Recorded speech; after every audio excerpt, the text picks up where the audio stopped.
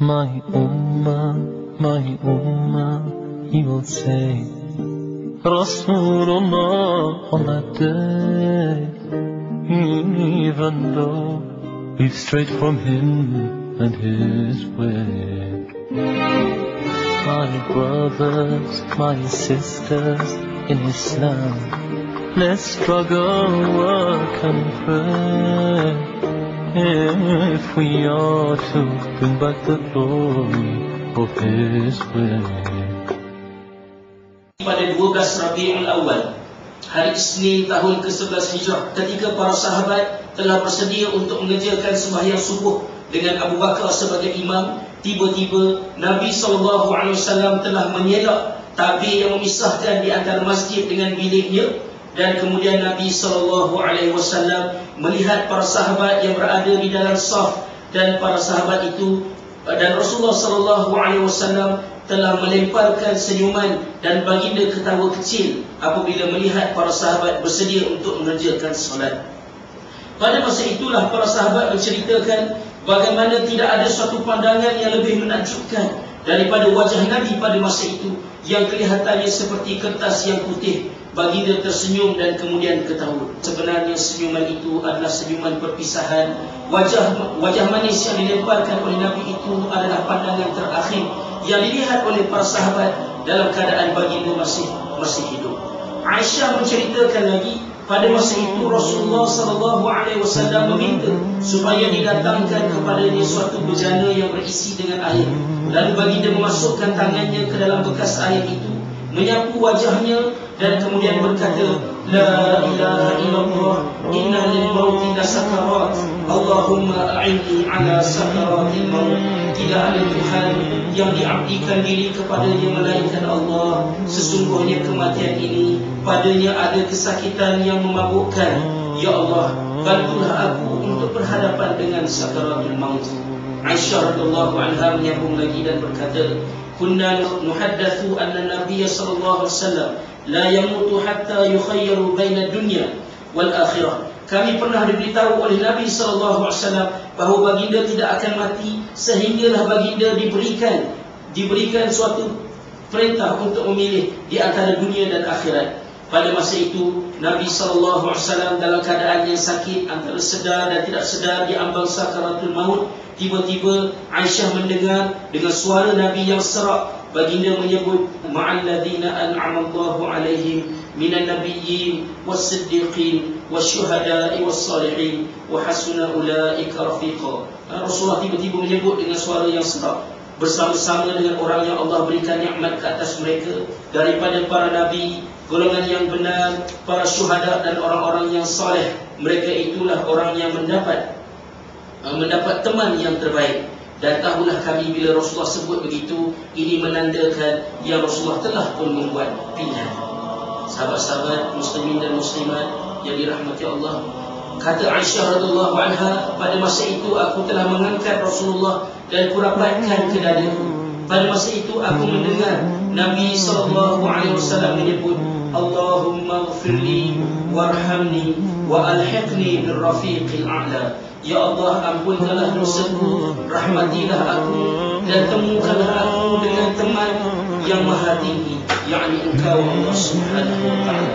Pada waktu duha hari Isnin 12 Rabiul Awal tahun ke-11 Hijrah, baginda telah menghembuskan nafas yang terakhir di sisi isterinya Aisyah radhiyallahu anha dan isteri-isteri yang lain bersama dengan beberapa orang sahabat. Pada masa Bakar As-Siddiq telah bergegas datang ke Madinah untuk bertemu dengan Nabi SAW. Apabila Abu Bakar masuk ke dalam bilik Aisyah, didapati baginda SAW terbaring di dalam bilik dan wajahnya telah pun ditutupkan dengan selai kain. Lalu Rasulullah SAW wajahnya dibuka oleh Abu Bakar As-Siddiq. Lalu Abu Bakar As-Siddiq merapatkan wajahnya kepada wajah orang yang paling disayanginya. Lalu Abu Bakar mencium dahi Nabi SAW dan beliau menangis. Lalu dia berkata, Bi abi anta wa ummi tibta hayyan wa maitan ya Rasulullah, wallahi la yajma'u Allahu 'alaika mautatain abada, amma al-mautatu allati kutibat 'alaika faqad mittaha. Kata Abu Bakar As-Siddiq, demi ibuku Demi ibuku dan ayahku, sesungguhnya engkau hidup dalam keadaan baik dan engkau mati dalam keadaan yang baik, wahai Rasulullah. Sesungguhnya Allah tidak mengumpulkan bagimu dua kematian sekali-kali, tidak. Dan kematian yang telah ditulis untukmu, engkau telah pun mati terhadap kematian itu, kata Abu Bakar As-Siddiq. Maka Abu Bakar telah naik ke atas mimbar dan menghadap ke arah orang ramai, dan dia bercakap. Bila mana Abu Bakar mula saja bercakap, Umar terus diam, dan semua orang menyerbu ke arah mimbar untuk mendengar apa yang disebutkan oleh Abu Bakar As-Siddiq. Lalu Abu Bakar memuji-muji Allah SWT dan berselawat ke atas Nabi SAW. Lalu beliau berkata, wahai orang ramai, man kana ya'budu Muhammadan fa inna Muhammadan qad mat, wa man kana ya'budu Allah fa inna Allah hayyun la yamut. Wahai orang ramai, wahai sekalian kamu semua, sekiranya di kalangan kamu ada yang menyembah Muhammad, maka Muhammad itu telah mati. Akan tetapi barang siapa yang menyembah Allah, sesungguhnya Allah itu hidup dan tidak akan mati. Lalu beliau membacakan firman Allah Subhanahu wa taala, wa ma Muhammadun illa rasul qad khalat min qablihi ar-rusul afa in mata aw qutil inqalabtum ala aqabikum wa man yanqalib ala aqibaihi falan yadurrallaha syai'an wa sayajzillahu asy-syakirin. Surah Ali Imran ayat 144. Iaitulah firman Allah yang bermaksud, dan Muhammad itu tidak lain melainkan hanyalah seorang rasul yang sama seperti rasul yang pernah diutuskan sebelumnya.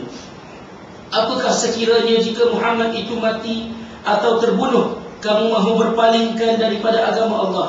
Barang siapa yang memalingkan dirinya daripada kebenaran, maka tidaklah ia memberikan sebarang kemudaratan kepada Allah, dan Allah memberikan sebaik-baik ganjaran bagi orang yang kekal bersyukur dengan nikmat iman. Kata Ummu Aiman, sesungguhnya aku demi Allah tahu apa yang ada di sisi Allah itu adalah lebih baik, dan aku tidak menangis kerana itu. Akan tetapi apa yang menyebabkan aku menangis ialah kerana terputusnya wahyu daripada langit. Apabila Ummu Aiman menyebut begitu, maka Abu Bakar dan Umar juga terus menangis bersama-sama dengan Nabi sallallahu bersama-sama dengan Ummu Aiman di atas wafatan Nabi sallallahu alaihi wasallam. Dan itulah sebahagian daripada rintitan peristiwa kewafatan Nabi sallallahu alaihi wasallam dan bagaimanakah suasana sekitar yang ada di situ, yang mana saya berpandukan kepada kitab Syekh Salah Abdul Fattah Al-Khalidi, yang Syekh Salah mengambil ringkasan daripada kitab Al-Bidayah wa Nihayah dengan hanya mengambil riwayat yang sahih.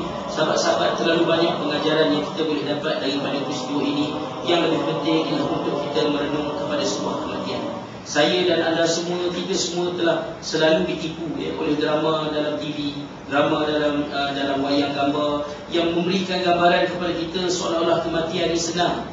Ya Allah, sakitnya dada, orang apa jatuh, orang berlakon dalam TV lah. Senang sangat mati itu. Seolah-olah kematian itu satu benda yang terlalu simple.